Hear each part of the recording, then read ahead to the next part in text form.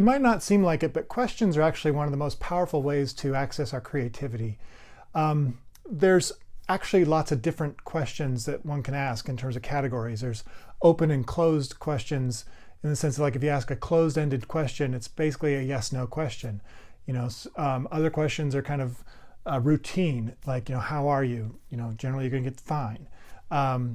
But there's also questions that can really stimulate your thinking, and it's really how you phrase the question, because the mind wants to answer questions. There's something going on there, but when you're given a question, the mind just starts to want to solve it. And so the way you ask the question can really help you broaden your thinking versus narrowing your thinking. But it really does depend on how you ask the question. An example of broadening a question is where like an architect might be asked, what should this door look like? And as soon as the word door has been entered into the question, we've narrowed the options that are available for a passageway or a way for people to go in and out of something.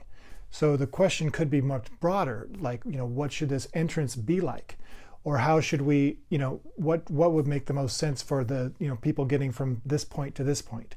And that allows for the opening of other opportunities. It could be a curtain, it could be, a waterfall, it could be anything that gets somebody from one place to another. Water is probably not very practical, but the idea is that it broadens the thinking instead of narrowing it from the very beginning with the word door.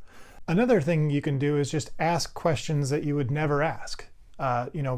Like I mentioned, the brain wants to solve a question.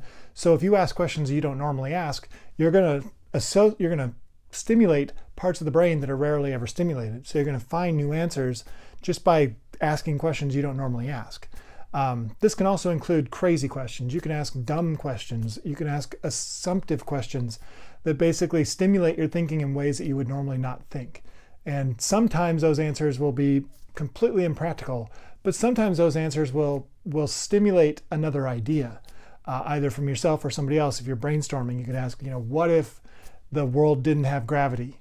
And all of a sudden, that opens up all kinds of possibilities to think. And then eventually you could work your way back to an idea that could actually work in the real world that is totally unique because you'd never thought of it before because you'd never asked that question.